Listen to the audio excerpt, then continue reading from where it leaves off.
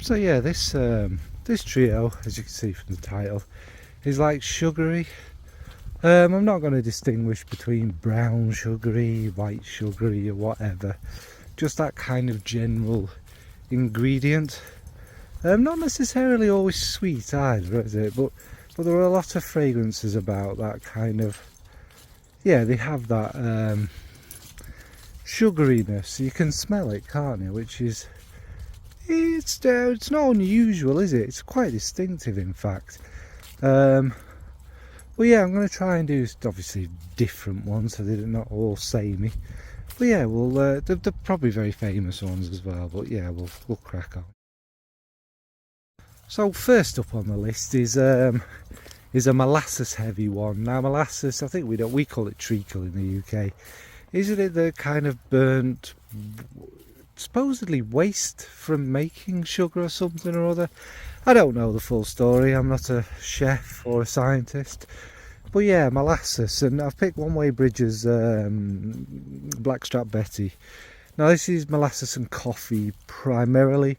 There's more going on in it. There's a bit of some nice spice and things like that in there, which are delightful. But that dark beautifulness, and obviously, again, like I said, these aren't all going to be sweet ones. Molasses is not sweet. It's a really, you all know what it is. Is treacle and molasses sweet? Sort of, isn't it?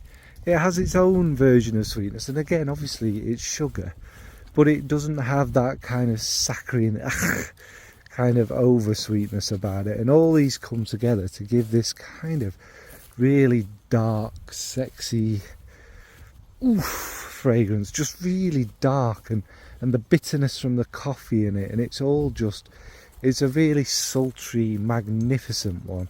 There's some floral notes and what have you in it, and it all kind of balances out, but they are kind of the main notes. Hello, son. And yeah, it's magical. I'm not going to waffle on. That's what the fragrance is. It's one I've mentioned several thousand times. That's a Date with a Dame's Blackstrap Betty. Now the niche one it's really obvious, isn't it? So it's no secret this was going to be here. It's the most famous one, and that's BR540. Now this is a kind of brown sugary thing, isn't it? People say it's got a cotton candy or candy floss kind. Not really to me, but it's more kind of a brown sugariness mixing with saffron. Obviously loads of aroma chemicals, molecular stuff, which works in it, and there's some woods and some jasmine, isn't there? And it's this kind of sweet, it's like a candied saffron nearly, isn't it? That's what it makes me think of, to be fair. The saffron isn't too much or too bad, and all them kind of molecular things in there obviously make this what it is, this really big, huge fragrance. It's got that really famous thing in it, which has been overused ever since. I can't remember what it's called, and spun a million kind of versions of. But it does. It's not for me because primarily, we know I'm not a saffron fan, but also it's just too big for me. It's too much. But smelling it in the air, you know, as we do everywhere we go, because it's so popular for a reason, of course. It's a good DNA. It's an enjoyable one, just not for me personally. And yeah, so that's a BR540 with that kind of brown sugariness. Yeah, I think you can almost smell the graininess of it in there. It's a good fragrance. So yeah, BR540 from Maison Francis Kikjan. The designer, was quite a few, but I thought one that particularly stuck out to me, I think it might have been the first ones I tried from the posh line, is Lancome's Jasmine's Marzipans. Jasmine Maip Pan or whatever. It's yeah, it's jasmine. Marzipan, kind of. I get that name in a funny kind of way, because marzipan is sugared on the outside, isn't it? And this is predominantly, yeah, there's florals in there, and there's, you know, things that make it big and quite hefty, but it is like this granulated sugared.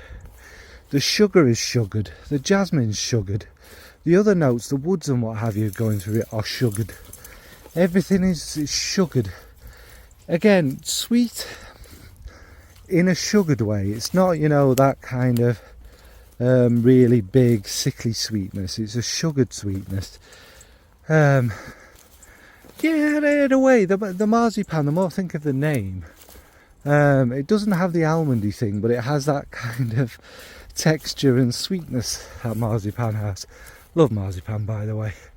And it's all these sugared florals and what have you going through it.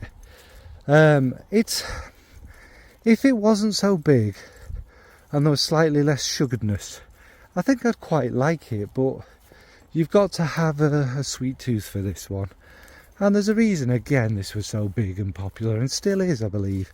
I think it was discontinued or brought back, don't quote me, I don't know. But it's it was quite a journey for me being the first one, and then kind of as you go through the whole collection, it could have been any of them. A lot of them are sugared sugars with more sugar. Some are far sweeter than this one. It's not bad, just again not for me. So that's Jasmine's marzipan from Lancome. So yeah, just another little brief trio.